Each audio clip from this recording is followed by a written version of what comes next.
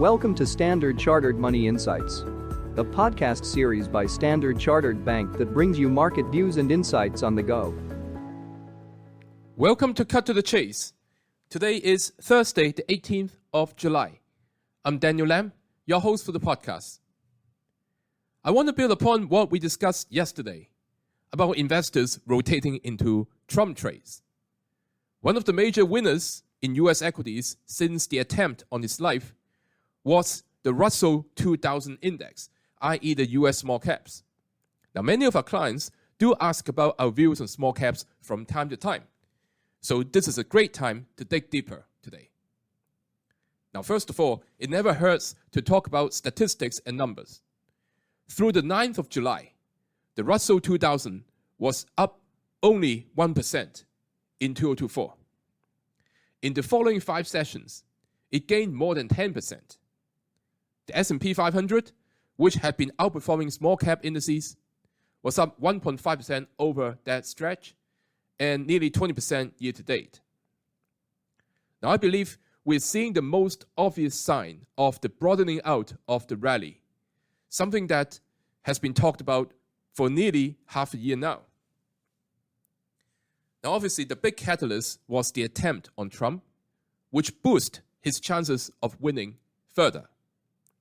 The perception of Trump's protectionist strategy is going to be beneficial to domestic companies in the US vis-a-vis the more international ones. But the other factor is the increasing clarity of the Fed in its pivot, given the developing trend in the softening data. Now, a key challenge that small cap companies are facing is the need to refinance their debt. Now, US companies are going to be refinancing and rolling their debt more expensively for the first time in close to half a century. So why do I say that? Well, if you look at, let's say, the chart of the US 10-year yield on a rolling 5-year horizon, the chart has been trending lower until the spike in yields over the last 2 years. Now, the money market is convinced that the FOMC will cut the Fed funds rate by 25 basis points by a September meeting and by 50 basis points before the year is finished. Now, don't forget that in general, the fundamentals of the small caps tends to be a little bit less solid than the large caps.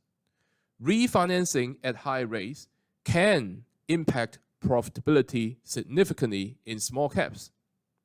So this increasing expectations of a Fed rate cut cycle starting can go alleviate this major headwind against small caps.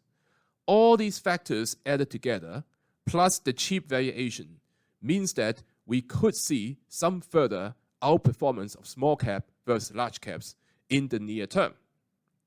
That is all from me for today. As always, if you enjoy this podcast, please don't forget to rate and like it. Thanks for listening, and we wish you a happy day ahead. Thank you for listening to Standard Chartered Money Insights, a podcast series by Standard Chartered Bank. For more details, visit Market Views on the Go on our website or click the link in the description.